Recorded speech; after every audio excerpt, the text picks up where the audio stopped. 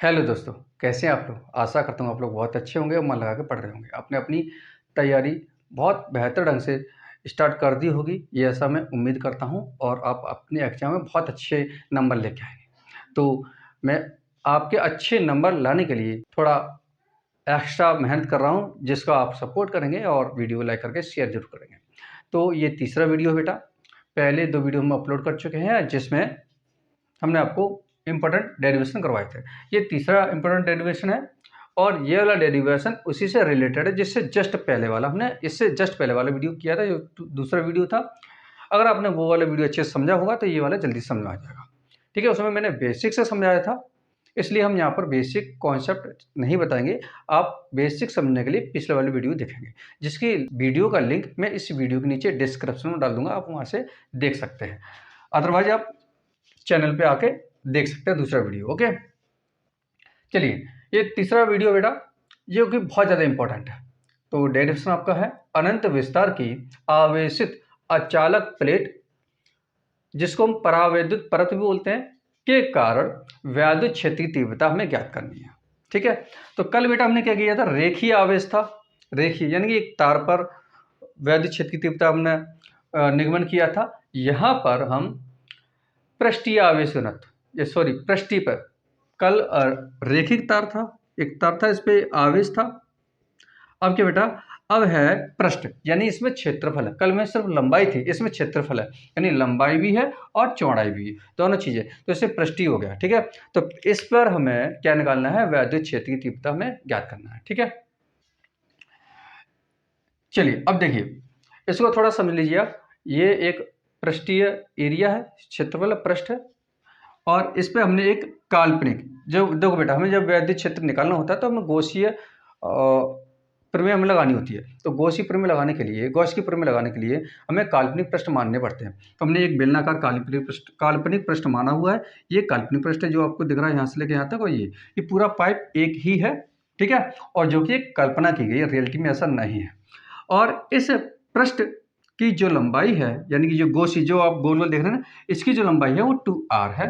2r इसलिए माना हुआ है क्योंकि ये जो पृष्ठ है ठीक बीचों बीच में, और बीच से यहाँ तक की दूरी r है, और इसी के पीछे बैक साइड से आप इसके पीछे देख सकते हैं, तो वहां से लेके यहाँ तक की दूरी है वो बेटा r है। तो r ये और r ये, ऐसे इस प्रकार से यहाँ से लेके यहाँ तक की दूरी कितनी बेटा, 2r है। ओके, अब ये काल्पनिक जो पृष्ठ हमने बनाया हुआ है, उस पृष्ठ पे 3 पृष्ठ हमने माने हुए हैं। एक पृष्ठ ये हो गया, एक ये हो गया, और एक ऊपर कट कर ये किया हुआ है, यहाँ से वैद्युत क्षेत्र की तीव्रता बाहर की ओर निकल रहा होगा। ठीक है, तो हमने कल आपको भी समझाया था ये पृष्ठ कैसे करते हैं। आप पहले जिन लोगों ने पहली वाली वीडियो नहीं देखी तो वो उसको देख लेना, तो अच्छे से समझ में आ जाएगा।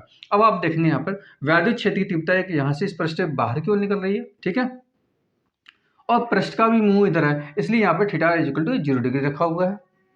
और यहाँ देखेंगे आप, इसका पृष्ठ ऊपर की ओर है। ठीक है, आप देख सकते हैं ये पाइप है, एक पृष्ठ इधर है और वैद्युत क्षेत्र की तीव्रता इधर है, तो दोनों का एंगल इधर ही इधर है, तो 0 डिग्री होगा। यहाँ देखेंगे आप बेटा कि वैद्युत क्षेत्र की तीव्रता इधर जा रही है, इधर इस तरीके से, लेकिन इस पृष्ठ जो ऊपर कटा हुआ है ना, ये वाला हिस्सा हम काट देते हैं, ये कल हमने समझाए थे आपको। तो एक पृष्ठ का ऊपर वाला हिस्सा हो गया, ये हो गया, तो इस पृष्ठ का ऊपर हिस्सा हो गया, तो ये पृष्ठ और ये वैद्युत क्षेत्र की तीव्रता, इन दोनों के बीच में जो एंगल है बेटा वो 90 डिग्री है। इससे साफ दिख रहा होगा, है ना। चलो, तो एक पृष्ठ ये हो गया, एक पृष्ठ ये हो गया, एक पृष्ठ ये हो गया। इसमें भी वही है, पृष्ठ का क्षेत्रफल इधर है और वैद्युत क्षेत्र भी इधर जाएगा, है ना। तो इन दोनों के बीच में जो एंगल बनेगा बेटा वो थीटा इक्वल टू 0 डिग्री बनेगा। ठीक है, ये अच्छे से आपको समझ में आ गया होगा। यहाँ हमने S1 माना हुआ है, यहाँ S2 माना हुआ है, ये S3, 3 पृष्ठ माने हुए हैं, बिल्कुल कल जैसा है। आप बिल्कुल ऐसे उसी तरीके से मान के चलेंगे। अब हमने जैसे बनाया हुआ है वैसे लिख दिया है। माना अनंत विस्तार की आवेशित परावैद्युत परत, ये परावैद्युत परत है या फिर आवेशित परत प्लेट मान सकते हैं, पर पृष्ठीय आवेश घनत्व, यानी इस पर पृष्ठीय आवेश घनत्व, इस पर कितना घनत्व है आवेशों का, उसको हमने सिग्मा से माना हुआ है। ये आधा ना होता, आधा ना की तरह बेटा होता है, इसको सिग्मा बोलते हैं। ठीक है, सिग्मा है, इस सिग्मा यानी कि इस तरीके से लिखेंगे आप,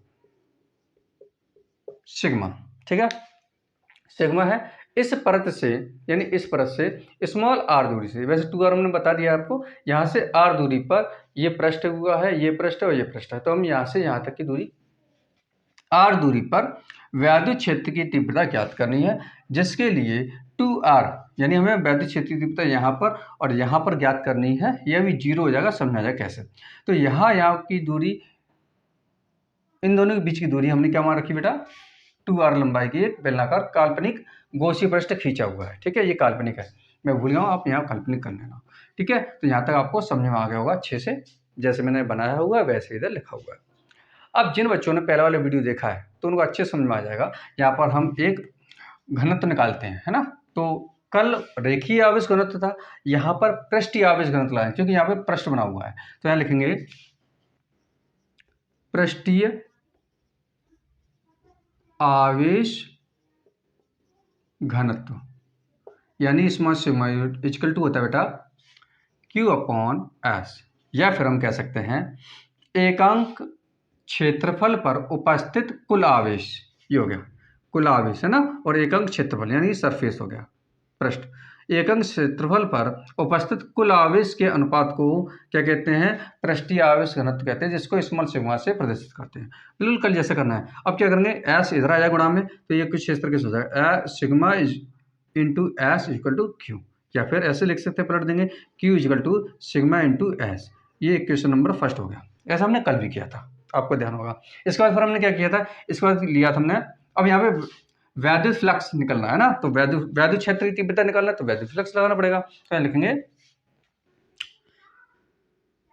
गौसीय पृष्ठ से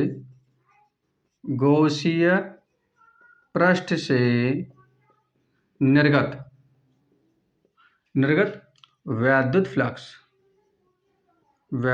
फ्लक्स क्या होता है बेटा, फाई इक्वल टू वही vector E into vector ds। Okay, यहाँ पर हम यहाँ पे छोटे प्रश्न लिए हुए हैं, इसलिए हम यहाँ पे क्या लगा देंगे बेटा, D लगा देंगे। ओके, स्मॉल प्रश्न में बेटा बीच वाला हिस्सा इसमें से पता नहीं किस तरह से डिलीट हो गया, आपको पता ही नहीं चला। जब वीडियो एडिट कर रहे थे तब हमको इसमें ये वाला पार्ट मिस दिखा, इसमें है ही नहीं है, तो इसको हम दोबारा रिकॉर्ड करने आ रहे हैं, तो आप समझने की कोशिश करेंगे। ओके, तो बेटा हमने आपको यहाँ बताया हुआ था कि वैद्युत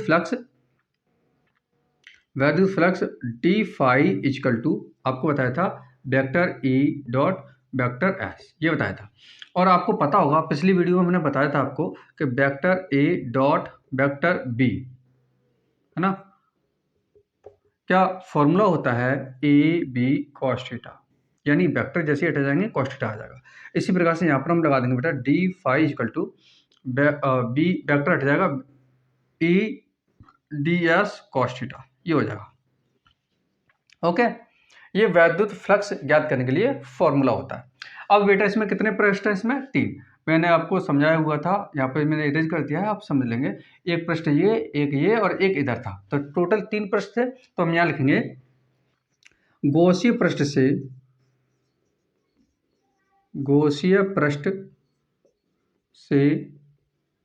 निर्गत वैद्युत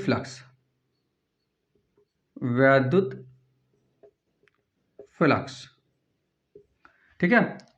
3 पृष्ठ है ना, तो 3 बार लिखेंगे इसमें इस तरीके से, phi equal to phi 1 plus के, फाई 2 प्लस के, फाई 3। ओके, ये हो गया, यानी कि एक प्रश्न यहाँ से, एक प्रश्न यहाँ से और एक यहाँ से, जो हमने इरेज कर दिया है। आप बेटा थोड़ा सा सपोर्ट करेंगे, पता नहीं किस तरीके से डिलीट हो गया, हमको समझ नहीं आ रहा कुछ, तो दोबारा रिकॉर्ड कर रहे हैं। तो हम यहाँ मान रखेंगे, देखिए इधर अब यहाँ पे थोड़े ऐसे समझ लीजिए, यहाँ पे फाई 1 फाई 2 फाई 3 कैसे आएंगे। हमने वैसे फाई का फॉर्मूला होता है phi equal to EDS cos theta, यही होता। अब हम फाई 1 यानी हम मान लीजिए इस पृष्ठ से निकालें, इस पृष्ठ का गौसीय पृष्ठ निकालेंगे, तो यहाँ ये पृष्ठ फर्स्ट है, तो हम यहाँ फर्स्ट कर देंगे इस तरीके से।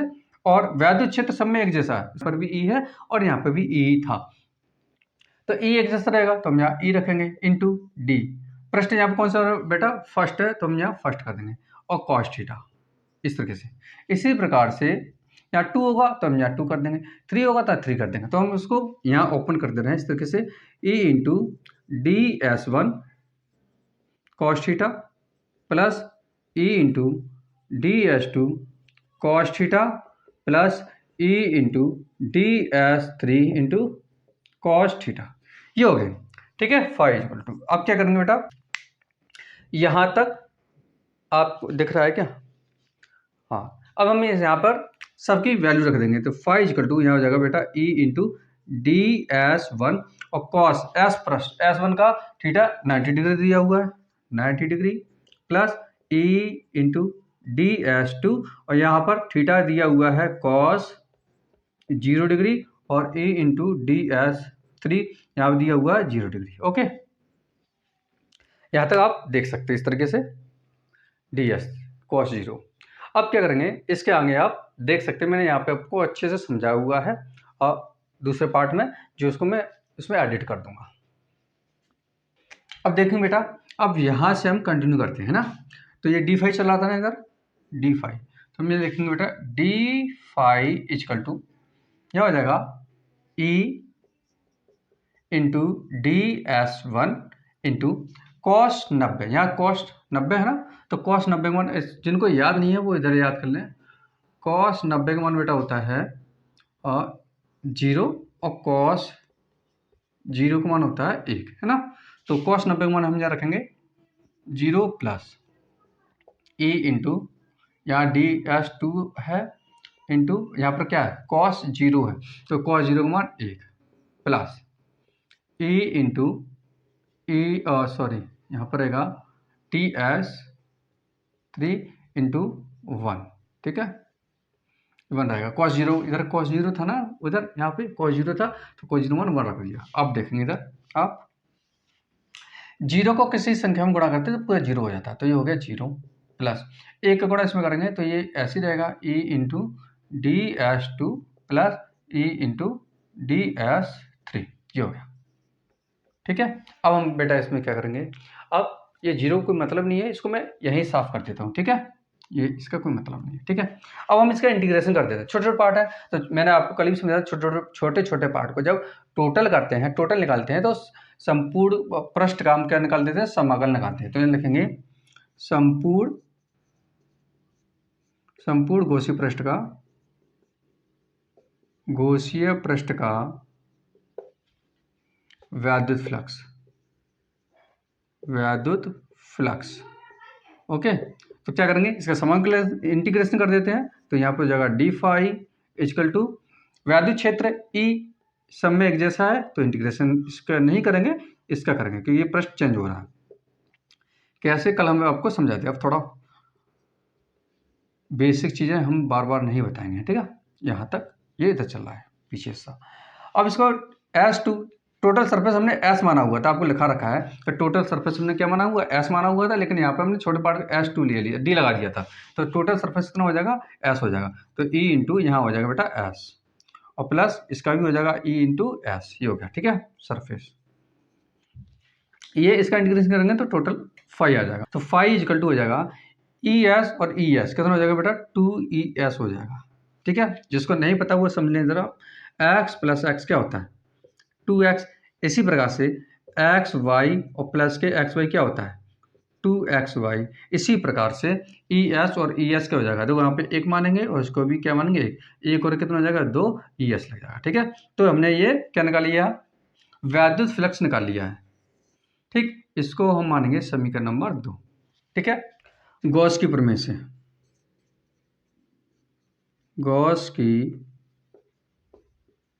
प्रमेय से क्या था, गॉस की प्रमेय phi equal to Q upon epsilon naught, ये हो गया। इसको मानेंगे क्वेश्चन नंबर 3। ठीक है, इधर मैं साफ कर देता हूँ, इसकी बेटा आप जरूरत नहीं है, आप इसे बना लिया। चलिए देखिए आप क्या करेंगे, समीकरण 2 व 3 से, समीकरण 2 व 3 से तो हम क्या करेंगे, इस फाई की वैल्यू या इस फाई की वैल्यू 2ES वो हम यहाँ रख देंगे, है ना, तो रख दो 2 into E into S equal to हो जाएगा Q अपॉन एप्सिलॉन नॉट। ठीक है, अब इसको मानेंगे हम क्वेश्चन नंबर 4। एक और फॉर्मूला जो हमने शुरुआत में भी माना हुआ था और समीकरण 1 से, तो हमने लिखेंगे समीकरण 1 से Q का मान रखने पर तो यहाँ रख देंगे 2e into S equal to Q का हमने निकाला हुआ था S into S, sigma into S, यही था इक्वेशन फर्स्ट, आप देख सकते होंगे। तो सिग्मा था और एस था ना इंटू में, अपॉन में एप्सिलॉन नॉट, ठीक है। या मैं इधर साफ में लिख देता हूँ, स्मॉल सिग्मा इजिकल टू था और क्यू इजिकल टू निकल के आया था स्मॉल सिग्मा इंटू एस, ये तो ये इक्वेशन फर्स्ट था, आपको ध्यान होगा। तो इस वैल्यू को हमने क्या कर दिया बेटा, या इस क्यू की जगह पर रख दिया हुआ है, ठीक है। अब क्या करेंगे, ये एस इंटू में रखा हुआ है, कहाँ जाएगा, भट्टे में आ जाएगा। तो आपने चलो ये उतार लिया होगा आपने, एक बार इसका स्क्रीनशॉट ले लो और फिर मैं इसको रफ करके इधर कराता हूँ। ओके, थोड़ा सा रह गया बस, बने रहिए। क्या करेंगे, अब यहाँ से इधर आ जाओ, ये हो गया एस है, इधर बट्टे में पहुँचेगा तो ये कुछ तरीके से हो जाएगा बेटा, E equal to epsilon naught S upon 2 और क्या पहुँचेगा, 2s पहुँचेगा, तो 2s इंटू एप्सिलॉन नॉट, ये हो गया, ठीक है। एस से ये एस कट गया तो बचा क्या, ई इक्वल टू हो गया बेटा sigma upon 2 epsilon not, okay, ये हो गया वैद्युत क्षेत्र की तीव्रता। ये आ गया बेटा E equal to small sigma upon 2 epsilon naught, ये आपका डेरिवेशन प्रूफ हो चुका, ठीक है। आप यहाँ से इधर जाएंगे, इधर से आप इधर जाएंगे, है ना, ये कुछ नहीं है, ठीक, ये आप पहले कर चुके थे यहाँ तक। तो उम्मीद है आपको ये वीडियो अच्छी लगी होगी और वीडियो को लाइक ज़रूर करेंगे, अपने दोस्तों के साथ शेयर करेंगे। हम आपसे ये उम्मीद रखते हैं कि आप हमारी मेहनत का थोड़ा सा फल ज़रूर देंगे, तो वीडियो लाइक करके दोस्तों के साथ शेयर जरूर करेंगे। मिलते हैं नेक्स्ट वीडियो में। जय हिंद, जय